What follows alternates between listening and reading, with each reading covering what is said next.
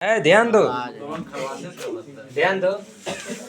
देखो जो मैं कल बताया था उसमें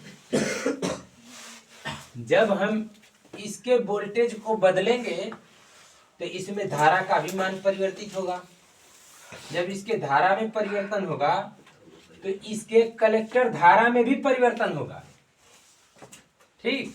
और इसको एक नियत वोल्टेज पर, ठीक, तो उस टाइम इसके कलेक्टर और इमीटर के बीच जो धारा में परिवर्तन हो रहा है उसका और इसके बेस और एमीटर के बीच में जो धारा में परिवर्तन हो रहा है उसका, उन दोनों का अनुपात VCE पर, मतलब एक निश्चित वोल्टेज पर, इसके कलेक्टर और इमीटर के एक निश्चित वोल्टेज पर जो अनुपात है उसे हम धारा लब्धि कहते हैं। इसका मान 20 और 200 के बीच में होता है, ठीक। परंतु देखो जब हम इसके वोल्टेज को फिक्स कर देंगे और जब हम J2 के वोल्टेज में परिवर्तन करते हैं तो उस समय इसके आधार धारा में कोई परिवर्तन नहीं होता है। बात समझ में आ रही है? ठीक। केवल जब इसके वोल्टेज में हम परिवर्तन करेंगे तो इसके कलेक्टर और इमीटर के बीच धारा में परिवर्तन होगा, ठीक है। बस पीएनपी ट्रांजिस्टर उभयनिष्ठ उत्सर्जक प्रवर्धक की भांति के रूप में, इसी को हमको पढ़ना है जब उत्सर्जक को हम उभयनिष्ठ करेंगे। बात समझ में आ रही है? थोड़ी गड़बड़ी है, शांत रहो। पीएनपी ट्रांजिस्टर जो है उभयनिष्ठ उत्सर्जक की भांति हमको इसी को पढ़ना है। अगर उभयनिष्ठ आधार है तो उसको, और उभयनिष्ठ संग्राहक है उसको, ये सिलेबस में नहीं है इंटर में, ठीक है, तो इसको नहीं पढ़ना है। अब देखो जब इसके उत्सर्जक को हम उभयनिष्ठ कर दिए हैं, मतलब इसके आधार के सापेक्ष धन विभव पर और इसके दोनों को धन विभव पर, यानी उभयनिष्ठ पर है, इसको जो है कि ग्राउंड कर देना, ठीक।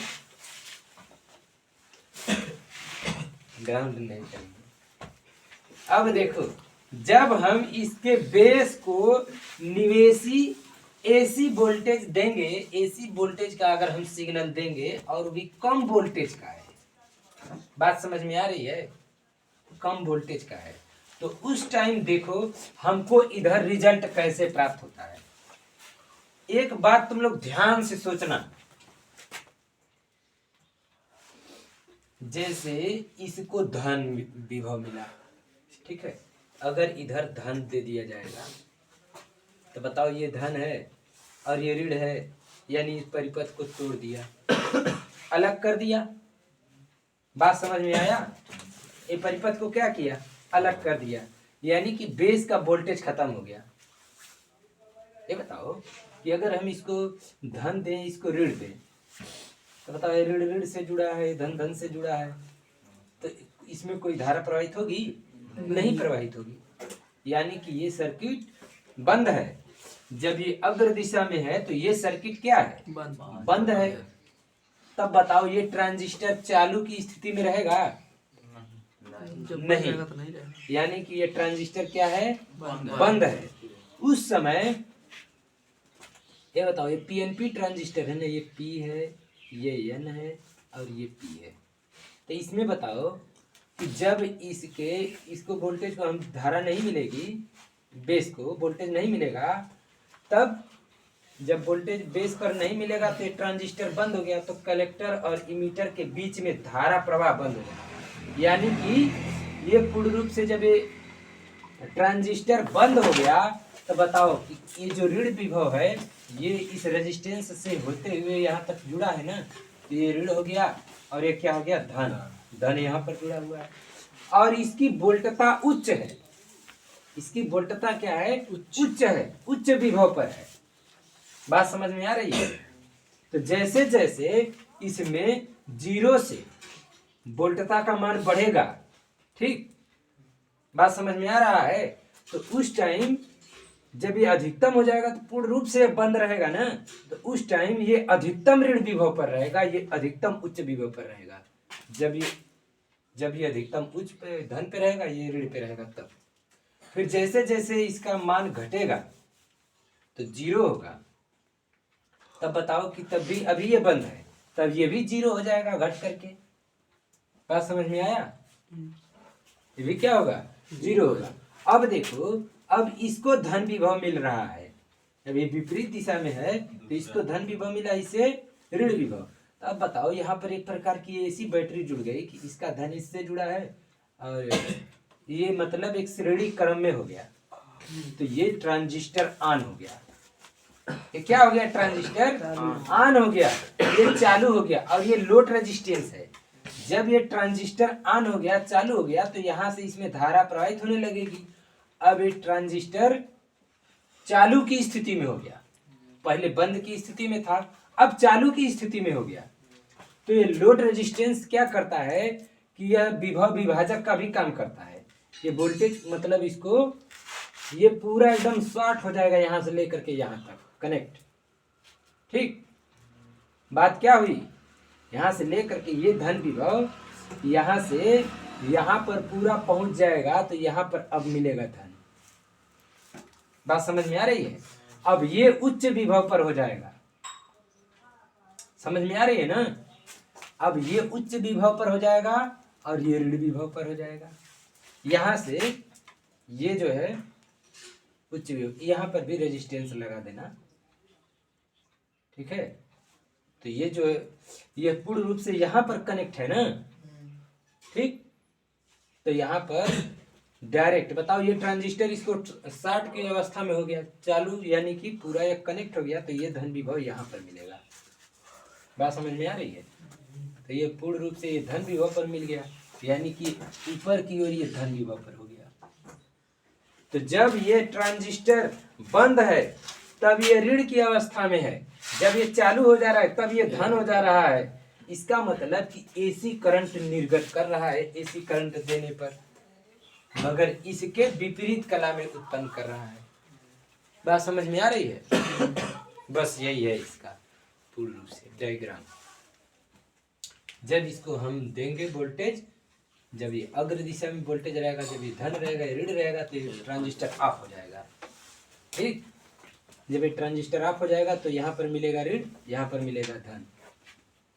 ठीक, और जब ये ऑन की अवस्था में रहेगा, जब इस अवस्था में ये चालू की स्थिति में रहेगा, चालू की स्थिति में ये धन विभव डायरेक्ट यहाँ पर आ चुका है, तो ये धन मिलेगा। बात समझ में आ रहा है? और ये इससे निम्न विभव पर होगा तो ऋण विभव पर रहेगा। ठीक है? तो पहले चालू था, बंद किया हुआ चालू।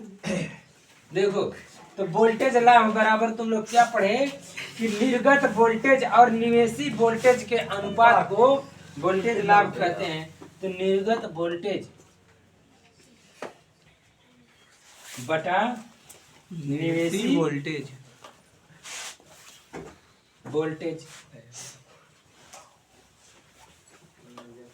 तो निर्गत वोल्टेज के लिए बताओ कौन से इसमें धारा प्रवाहित हो रही है निर्गत सिग्नल में? आई तो हाई पूरा है, दोनों मिला के ना है, मगर यहाँ से फिर जब आई बी अलग हो जा रहा है तो हाई आईसी न बच रहा है, तो हे वाले परिपथ में आईसी बह रही है। तो आईसी गुणे आर, मतलब आउटपुट के बीच में जो प्रतिरोध रहेगा इसको लिखोगे आर आउट, आउटपुट का रेजिस्टेंस, बटा निवेशी वोल्टेज। तो निवेशी वोल्टेज में निवेशी धारा कितनी है? आई तो आई दोनों का योगफल है, यहाँ से आई बी है ना, यानी कि आई बी गुणे इसमें जो इसके बीच में जो प्रतिरोध होगा इनपुट का वो आर इन, यही ना? तब ये क्या होगा, हम इसको क्या लिख सकते हैं? We output. इसको प्रतिरोध लाभ कह सकते हैं, इसको हम प्रतिरोध लाभ कह सकते हैं, यानी कि धारा लाभ हुआ प्रतिरोध लाभ। आईसी बटा आई बी गुणे प्रतिरोध लाभ।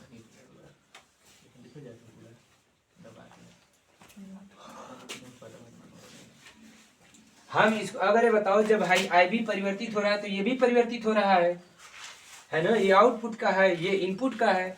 इसका मतलब अब देखो एसी सिग्नल है ना, तो डेल्टा रहेगा यहाँ, डेल्टा रखा करेगा परिवर्तन धारा ना, परिवर्तित धारा। तो ये है धारा लाभ। तो तुम ये भी लिख सकते हो कि धारा लाभ और प्रतिरोध लाभ के गुणनफल को वोल्टेज लाभ कहते हैं। अच्छा हाँ, वी आई वो करता है वोल्टेज बराबर। ठीक है ना, ये धारा लाभ हो गया। हाँ तो धारा लाभ और प्रतिरोध लाभ के गुणनफल को वोल्टेज लाभ कहते हैं। हाँ बात समझ में आई? हाँ। निर्गत शक्ति तथा निवेशी शक्ति के अनुपात को शक्ति लाभ कहते हैं।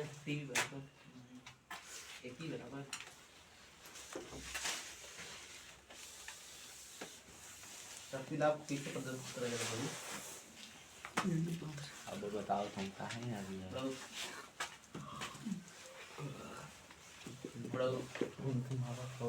शक्ति लाभ को ऐसे केवल शक्ति लाभ लिखो डायरेक्ट।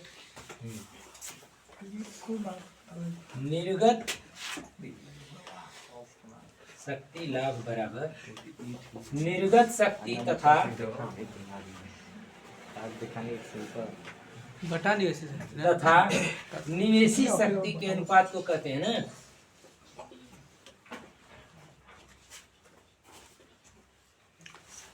तो ये बताओ शक्ति बराबर क्या होता है? वी आई वोल्टेज ये मालूम है ना? शक्ति बराबर क्या होता है? वोल्टेज गुणे धारा। वोल्टेज गुणे धारा। तो निर्गत वोल्टेज क्या है?